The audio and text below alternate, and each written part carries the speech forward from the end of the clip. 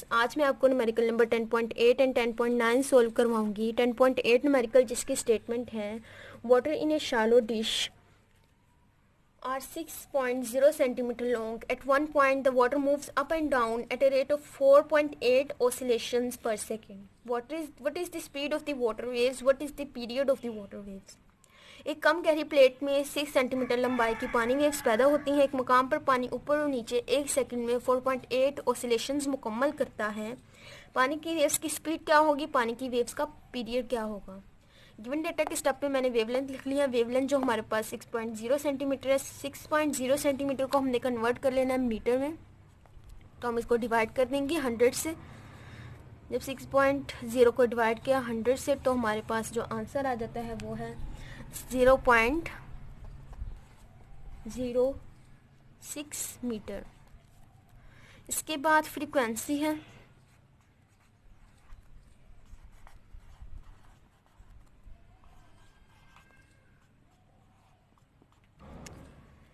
4.8 हज़ार। स्टेटमेंट में जो लिखा हुआ था वो लिखा हुआ था at one point the water moves up and down at a rate of 4.8 oscillations per second. 4.8 oscillations per second. तो ये मैंने वेव्स बनाई हैं। वाटर मूव करता है up and down at a rate of 4.8 oscillations.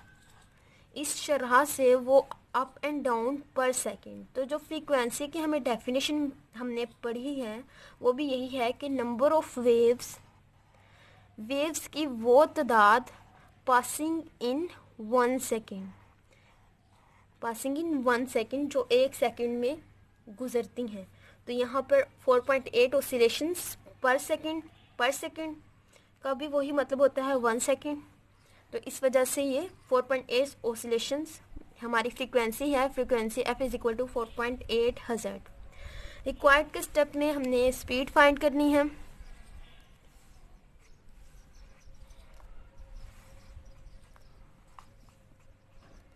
और पीरियड फाइंड करना है, time period.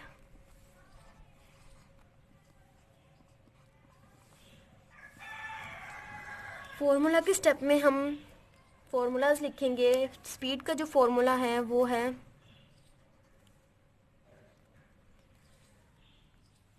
F lambda.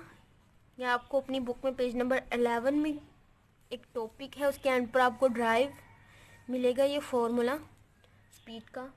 Time period का फॉर्मूला भी इसी टॉपिक में है। Time period is inversely proportional to frequency. Calculation के स्टेप में हम वैल्यूज पुट करेंगे सिंपली इस फॉर्मूले में। सबसे पहले स्पीड के फॉर्मूले में वैल्यूज पुट करते हैं। 4.8 को मुझे मल्टीप्लाई किया 0.06 से, तो हमारे पास जो आंसर आता है वो है 0.29। स्पीड का जो यूनिट होता है वो मीटर पर सेकंड, तो यहाँ पर मीटर पर सेकंड लिख देंगे। इसके बाद जो हमारे पास जो हमने फाइंड करना है टाइम पीरियड का फॉर्मूला मैंने पहले ऊपर लिख दिया है। इसके अंदर सिंपली वैल्यूज पुट करनी है।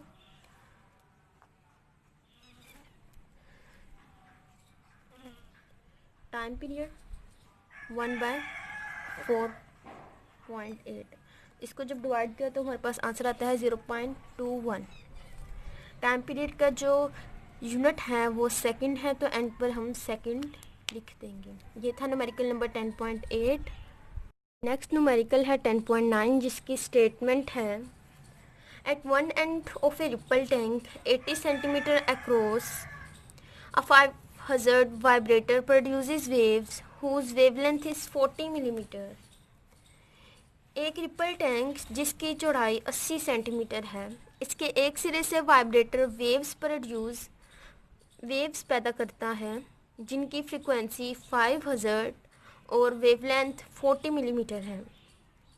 Find the time the waves need to cross the tank.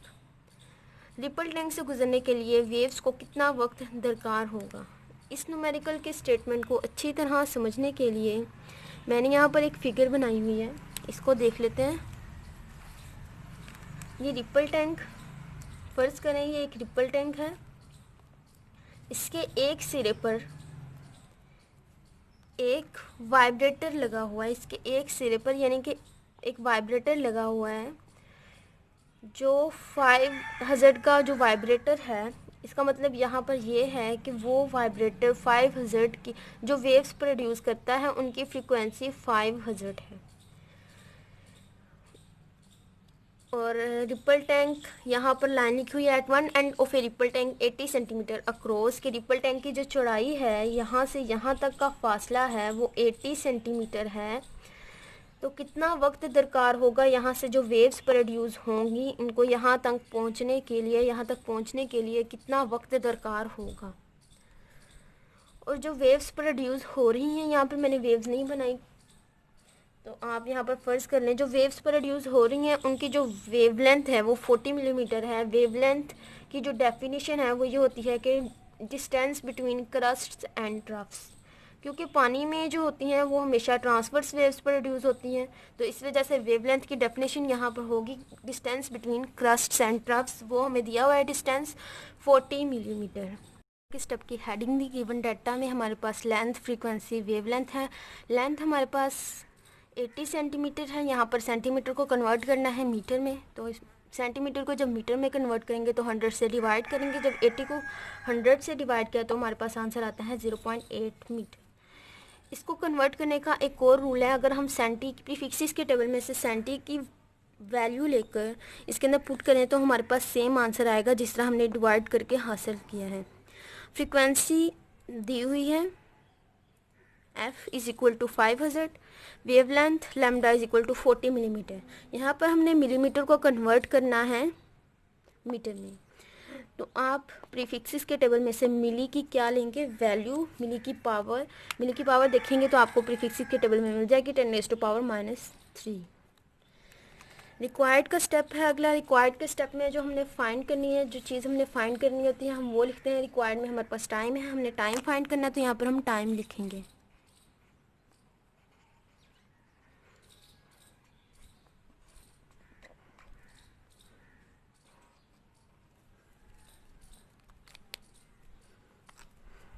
इसके बाद जो स्टेप है वो हमारा है फॉर्मूले का। फॉर्मूले में टाइम का फॉर्मूला लिखेंगे।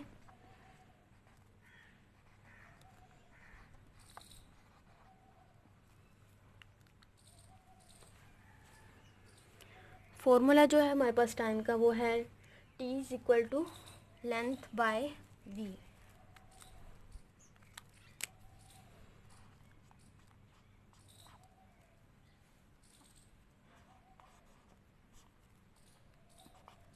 तो इसको हम यहाँ पर डिस्प्लेसमेंट को लेंथ लेंगे, where d is equal to l। Length की जगह आप विड्थ भी ले सकते हैं क्योंकि यहाँ पर उन्होंने हमें बोला था कि एक रिपल टैंक जिसकी चौड़ाई, तो आप इसको चौड़ाई भी ले सकते हैं, इसकी विड्थ भी ले सकते हैं। और यहाँ पर लेंथ मैंने यहाँ पर l लिख लिया, लेंथ लिख लिया यहाँ पर। इसके बाद जो अगला स्टेप है हमारा वो है कैलकुलेशन का।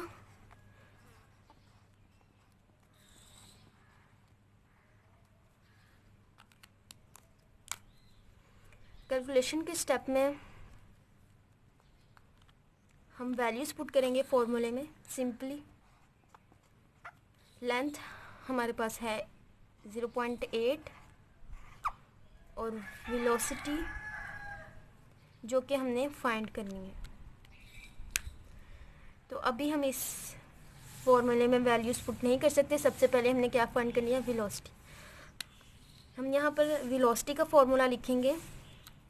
वेलोसिटी का जो फॉर्मूला है वो है v is equal to F lambda.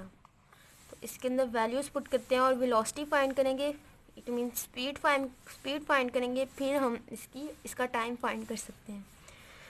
Frequency हमारे पास 5 मल्टीप्लाई बाय 40 मल्टीप्लाई बाय 10⁻⁻3। तो आंसर जो आएगा हमारे पास वो है 0.2।